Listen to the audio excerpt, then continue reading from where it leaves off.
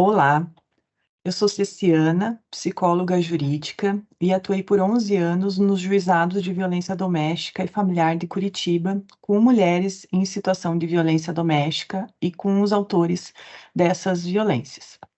Desde a inauguração da Casa da Mulher Brasileira, aqui em Curitiba, em 2016, eu atuava no local, onde está atualmente o terceiro juizado de violência doméstica da capital. E mais, recentemente estou integrando a equipe da CEVID, a Coordenadoria Estadual da Mulher em Situação de Violência.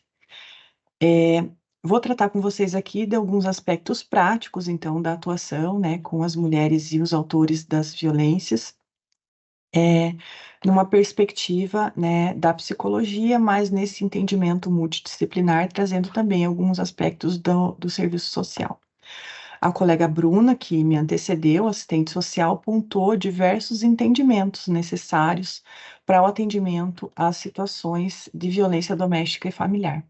Perpassou os conceitos multidimensionais da violência doméstica, né, as principais normativas para a atuação de assistentes sociais e psicólogos, o fluxo processual nos casos de violência doméstica e familiar contra a mulher, a atuação em rede, o Formulário Nacional de Avaliação de Risco, e para dar continuidade, então, e pensar a prática de atendimento da psicologia e do serviço social na violência doméstica, eu abordarei alguns dos atendimentos mais comumente realizados por esses profissionais no contexto jurídico e citarei outros possíveis.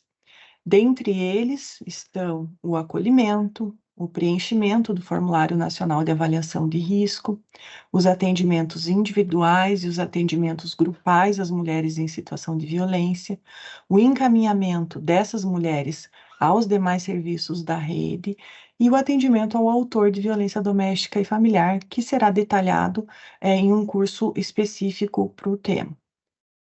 Vale destacar que no nosso estado existem juizados de violência doméstica e familiar em Cascavel, Foz do Iguaçu, Londrina, Maringá, Ponta Grossa, São José dos Pinhais e 4 juizados com competência exclusiva em violência doméstica em Curitiba.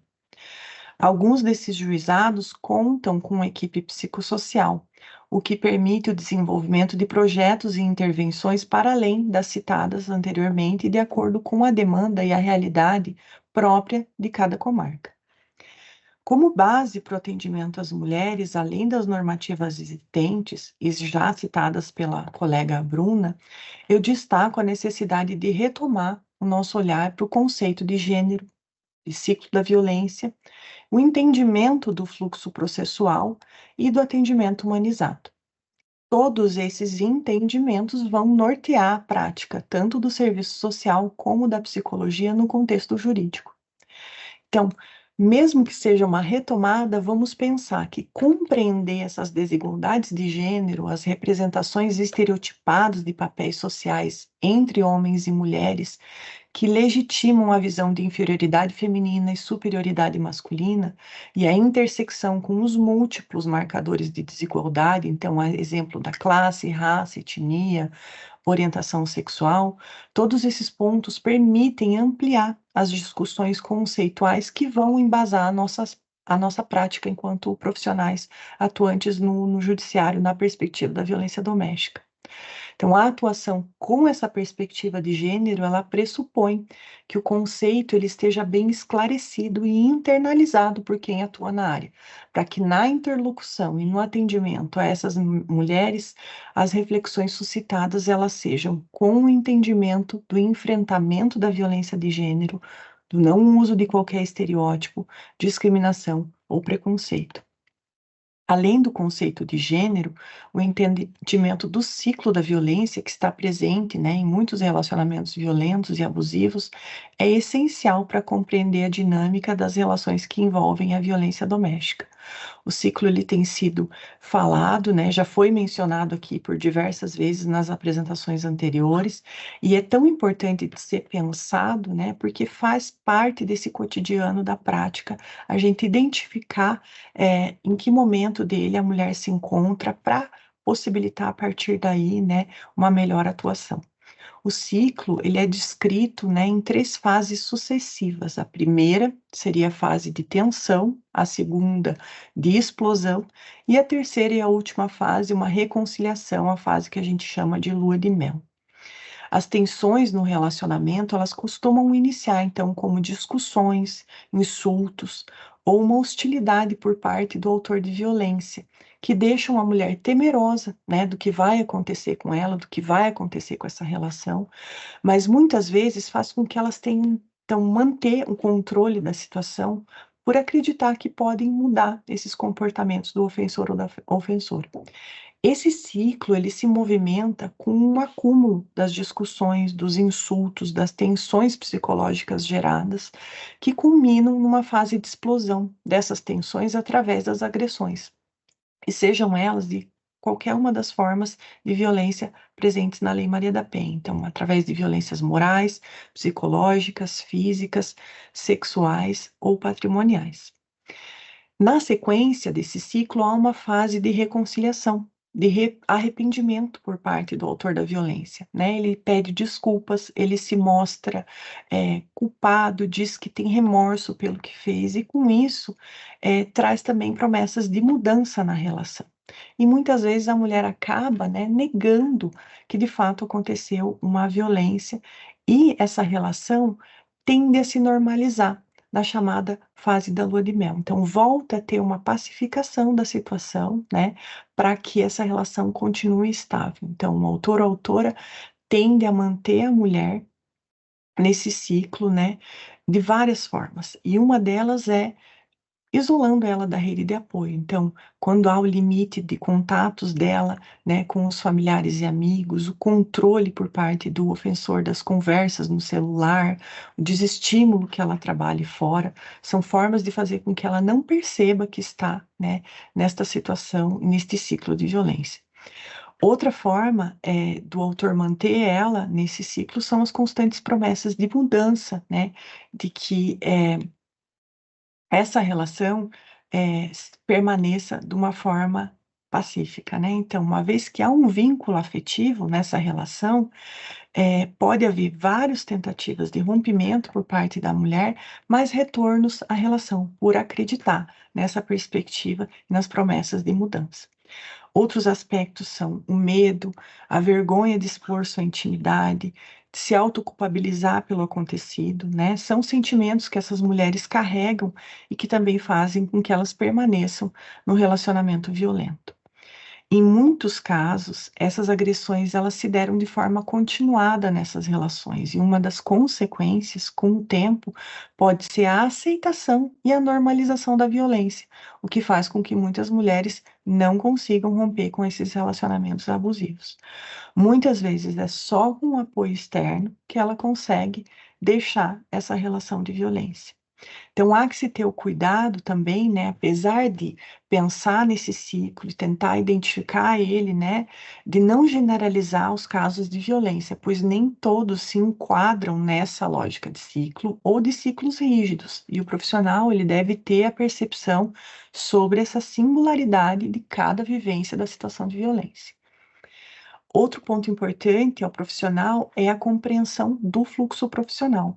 A colega Bruna também já trouxe, né, uma explanação sobre o fluxo, sobre esses ritos processuais, né, através de um quadro. É importante que a gente entenda isso e consiga visualizar para que se possa situar em que etapa, né, está ocorrendo o atendimento que foi demandado pelo magistrado ou magistrada. Então, é na concessão da medida protetiva, é na renúncia da representação, é na audiência de instrução, em qual momento da etapa processual eu estou atuando, para que assim, considerando essa etapa, eu possa promover as reflexões pertinentes à fase de acordo. As orientações que são pertinentes, os encaminhamentos necessários ao caso, né? E para que dessa forma eu possa auxiliar a mulher no entendimento, que esse é o objetivo dessa estrutura jurídica, né? Que é tão difícil de compreender para algumas pessoas. E isso vai se dar com orientações objetivas, com orientações claras sobre os processos e os procedimentos, porque ela vai passar dentro do sistema de justiça. Então, entender esse fluxo processual faz com que a gente consiga auxiliar ela no entendimento dessa estrutura que é tão importante para ela conseguir, né, se tranquilizar nesses ritos que ela vai ter que passar, no sistema de justiça. Essa clareza nas informações prestadas à mulher, né, o correto atendimento ou o encaminhamento da demanda e a escuta acolhedora são as bases do atendimento humanizado, que é um ponto, né, importante de sempre ser lembrado e relembrado. Os profissionais requisitados para atuar em violência doméstica, eles precisam saber que muitas vezes, até que o percurso da mulher dentro do sistema de justiça se complete, elas são movidas por diversos agentes. E nesse percurso, elas encontram pessoas com quem elas têm que falar da situação por que passaram. Se nesse caminho, nesse percurso, as mulheres encontram pessoas despreparadas, que desacreditem as suas histórias, suas falas, que as tratem com indiferença ou que pré-julguem o que ocorreu a ela, há um prolongamento do sofrimento dessa mulher e ocorre uma nova violência a partir daí, a violência institucional, em razão desses atendimentos inadequados ou invasivos. A mulher passa a não se sentir, então, plenamente ouvida e atendida. E se há demora na resposta do sistema de justiça às demandas dela, porque os trâmites processuais eles têm tempos diferentes, né? Nesse momento de fragilidade dela, isso pode ser entendido por ela como um descaso, uma ineficiência e, portanto, eu reforço a clareza nas orientações sobre todas as etapas dos procedimentos e do processo e a linguagem acessível são fundamentais para um atendimento integral a essa mulher. É importante pontuar também, né, em complemento, a necessidade com o cuidado com os prazos de entrega, né, dos documentos elaborados a partir dos atendimentos realizados. Isso aqui vai trazer uma celeridade processual, né, porque a partir desses atendimentos é que vão, as decisões judiciais vão ser subsidiadas a partir desses atendimentos e os encaminhamentos contributivos ao caso vão ser tomados, né. Bom, agora vamos então para uma parte bem prática, né, que vai, trazer algumas direções então, como já mencionado, sobre as possibilidades de atendimento, né, à mulher em situação de violência doméstica e familiar. Como eu já trouxe, né, os atendimentos, eles são diferentes nas diferentes comarcas. Eu trago aqui um recorte, né, de algumas realidades vivenciadas aqui na comarca de Curitiba, mas como a colega Bruna trouxe, as realidades da comarca de Ponta Grossa são diferentes e as realidades, das comarcas do interior têm suas singularidades também, e os atendimentos pelo magistrado podem ser e magistrada, né, podem ser requeridos de outras formas para além dessas que vão ser citadas. Nos atendimentos individuais à mulher em situação de violência, frequentemente a gente entra, né, para subsidiar as decisões, judiciais na concessão e na manutenção das medidas protetivas de urgência, na concessão ou manutenção do dispositivo de segurança preventiva, na revogação das medidas protetivas de urgência e na restrição ou suspensão de visitas aos filhos, em alguns casos também em audiência. Então, vou passar cada um desses pontos para a gente entender um pouquinho melhor agora sobre as atuações, neles.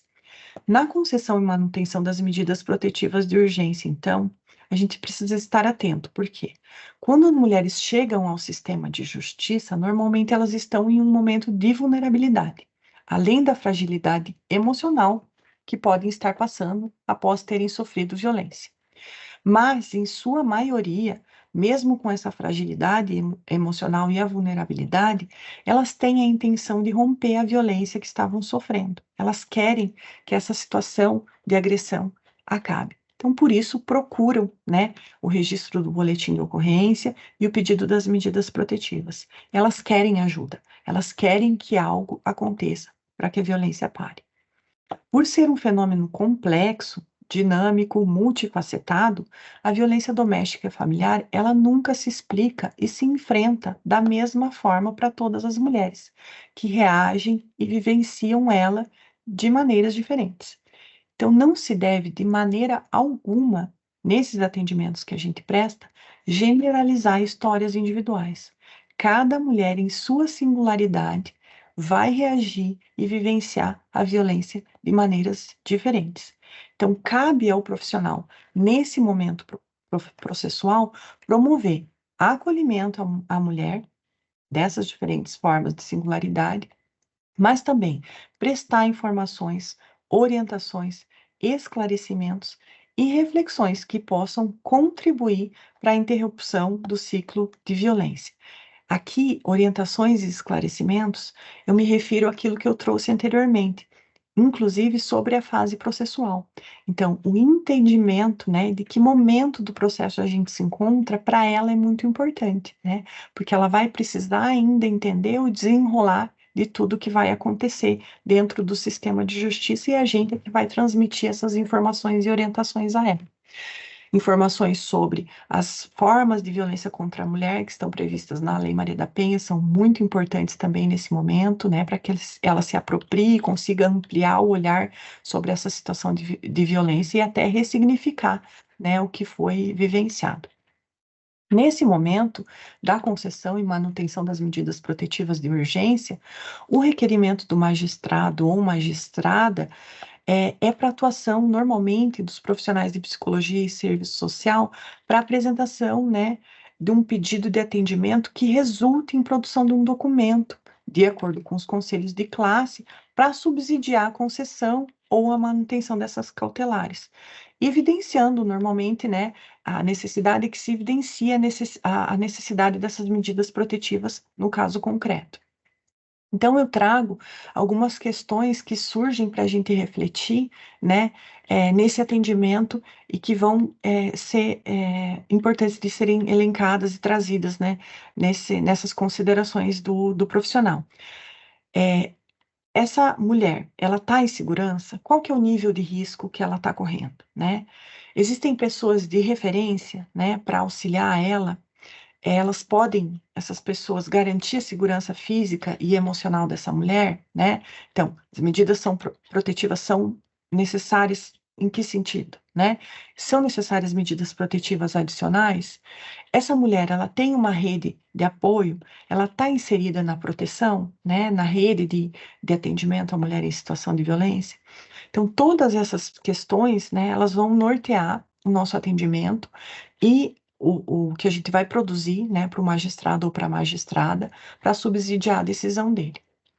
Com um olhar multidisciplinar, que a prática requer nesses casos, né, também é o momento de identificar os encaminhamentos necessários ao caso, considerando todas as necessidades da atendida. Então, para além, né, da concessão ou da manutenção das cautelares, o que mais é demandado por essa requerente? Quais atendimentos para além, né, da medida protetiva ela também necessita? Esse é um momento que a gente pode pontuar, então, né, para que o magistrado ratifique esses encaminhamentos que a gente ponderou como necessários. Outra atuação, né, individual com a mulher em situação de violência, então, é nessa proteção adicional, para além da medida protetiva de urgência, né, que é na concessão ou na manutenção do dispositivo de segurança preventiva.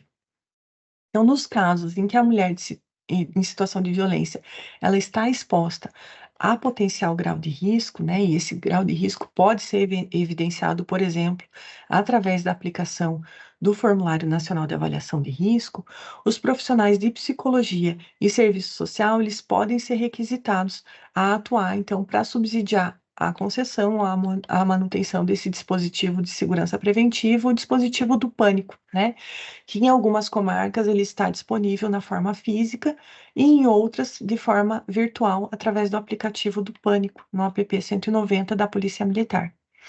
Muitas mulheres, né, mesmo com a medida protetiva concedida, né, ainda sofrem novas ameaças, né, novas tentativas de aproximação, né, por parte do autor ou da autora de violência, né, nesse descumprimento das medidas protetivas. E nesses casos, principalmente, né, além de outros, uma proteção adicional se faz necessária. Então, a intervenção, né, do profissional de psicologia e do serviço social pode ser apontando, né, essa necessidade dessa proteção adicional através do dispositivo de pânico.